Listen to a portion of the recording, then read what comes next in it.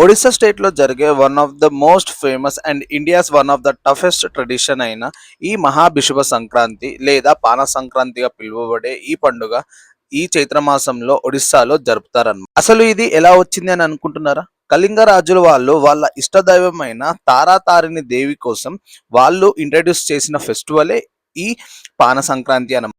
ఈ పండుగకి మన తెలుగు స్టేట్స్‌లో పానకంలా మనం చేసుకునేది అక్కడ వాళ్ళు గూడా చేసుకుంటారు. ఆ పానకమే ఈ పండగ ఒక స్పెషల్ స్వీట్ అనమాట. అయితే మనం చెప్పుకున్నట్టు దీన్ని India's one of the toughest అని చెప్పాము గదా!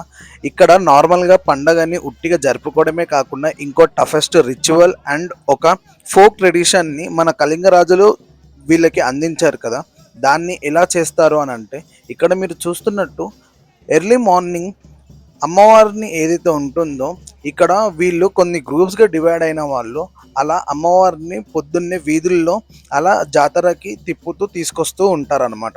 అలా వచ్చిన అమ్మవారిని స్వాగతిస్తూ అక్కడున్న భక్తులు వాళ్ళ మనసుకు తోచినట్టు వాళ్ళ పద్ధతిలో ఎంతో కొంత ఆమెకి భక్తితోటి వాళ్ళ పాదాలు కడగడం కానీ, అక్కడ వాళ్ళకి వస్త్రాలు ఇవ్వడం కానీ, అలాంటి వివిధ రకాలుగా చిన్న చిన్నవి వాళ్ళకి తోచినంతలో వాళ్ళతోని అయినంత అమ్మవారికి సేవ చేస్తారనమాట. అయితే వీళ్ళు ఎందుకు సేవ చేయాలి అని అంటారా? ఇప్పుడు మనం మాట్లాడుకున్నట్టు ఇక్కడ నడిచే గ్రూప్ ఎవరైతే ఉన్నారో వీళ్ళని ధూళి దండాస్ అని అంటారనమాట. అసలు దండాస్ అంటే ఏంటి? మనం చెప్పుకున్నాం కదా ఇంతసేపు రిచువల్ అని చెప్పి. ఆ రిచువల్ చేసే పేరే ఆ పండగనే వీళ్ళు దండనాట లేదా దండనాచ అని పిలుస్తారనమాట. ఇప్పుడు ఇక్కడ నడిచే వాళ్ళందరినీ వీళ్ళు దండువస్ లేదా బోక్తాస్ అని పిలుస్తారు.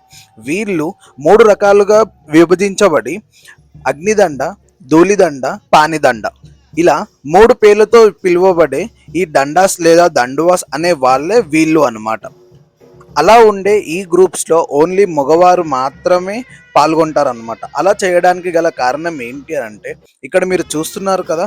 వాళ్ళు అందరూ ఒక ట్రెడిషన్‌గా ఒక గ్రూప్‌గా ఫార్మ్ అయ్యి వేరే ఏవి బట్టలు వేసుకోకుండా కొంత వస్త్రాలు మాత్రమే ధరించి ఒంటి మీద షర్ట్ లేకుండా వీళ్ళు ఎండలో ఇంకా రాత్రింపగలు చాలా కష్టపడి ఒక రిచువల్‌గా వాళ్ళు దండ అనే చెప్పబడే ఇప్పుడు మనం దండ అంటే ఏమనుకుంటాం ఒక పనిష్మెంట్ కదా! అలా అమ్మవారికి వాళ్ళ శరీరంతోటి ఆ పనిష్మెంట్‌ని అనుభవిస్తూ వాళ్ళలో ఉన్న భక్తిని చాటి చూపిస్తూ చేసే ట్రెడిషనే ఇదన్నమాట. మనం వీళ్ళు 3 గ్రూపులుగా ఉన్నారు అని చెప్పాం కదా!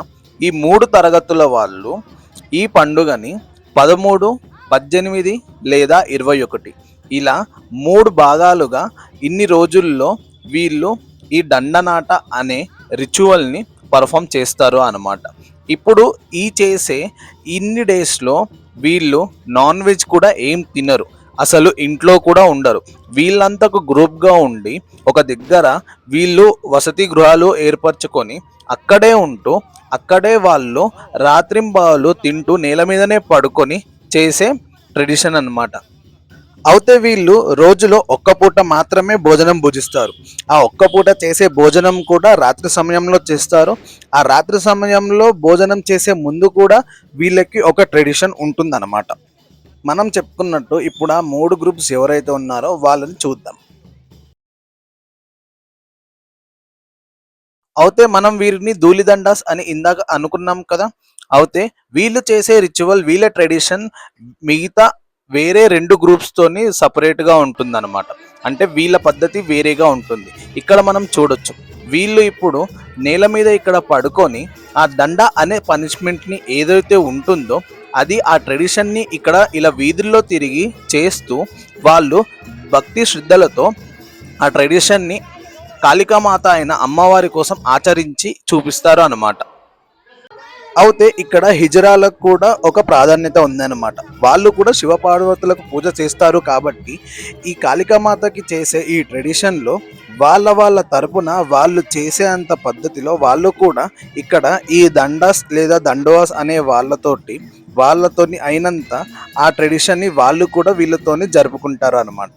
ఈ ధూళిదండస్ అనేవాళ్ళు వాళ్ళ ట్రెడిషన్‌ని వీధుల్లో పర్ఫామ్ చేస్తూ ఇలా వాళ్ళ భక్తి శ్రద్ధలని ఇక్కడ చూపిస్తారు అన్నమాట. మనం ఇందాక చూసాం. పొద్దున పూట ధూళిదండస్ అనేవాళ్ళు అలా వీధుల్లో తిరుగుతూ వాళ్ళ ట్రెడిషన్‌ని చేసి చూపించారు కదా! అదేవిధంగా రాత్రి సమయంలో అగ్నిదండువాస్ అయిన వాళ్ళు ఇలా వీధుల్లో అమ్మవారిని ఇలా వీపు మీద పెట్టుకొని తిరుగుతూ ఈ అగ్నిదండ అనేది ఏదైతే ఉంటుందో వీళ్ళు కూడా వాళ్ళ భక్తి శ్రద్ధలని ఇలా చేసి చూపిస్తూ ఉంటారు అన్నమాట.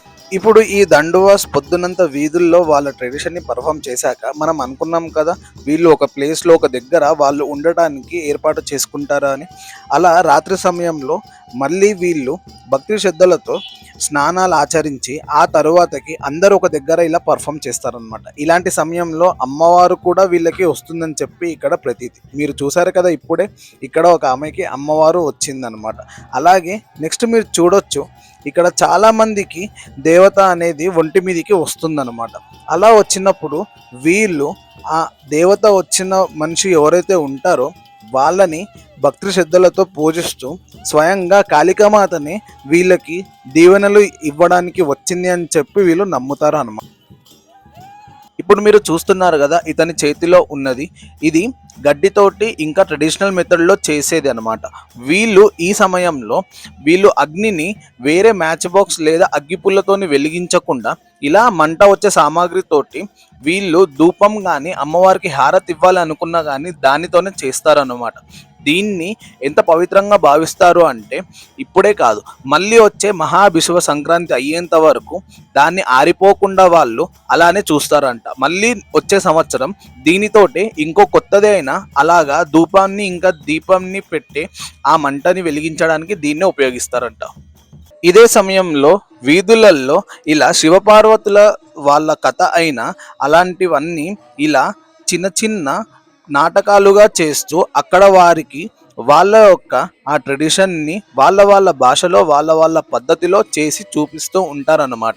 అయితే మనం చెప్పుకున్నాం కదా ఈ దండోవస్ అనేవాళ్ళు పొద్దున్న నుంచి రాత్రి వరకు ఇవన్నీ చేస్తున్నారు. మరి వీరు ఏ సమయంలో తింటారు, ఎలా తింటారు, మనం చెప్పుకున్నట్టు ఆ ఒక్క పూట పూజించే ట్రెడిషన్ ఏదైతే ఉందో దానికోసం మీరు పార్ట్ 2 కోసం వేచి చూడండి. ఈ వీడియో కనుక మీకు నచ్చినట్టయితే లైక్ చేయండి, సబ్స్క్రైబ్ చేయండి, మీ ఫ్రెండ్స్ అండ్ ఫ్యామిలీతో షేర్ చేయండి. జై మా కాళీ.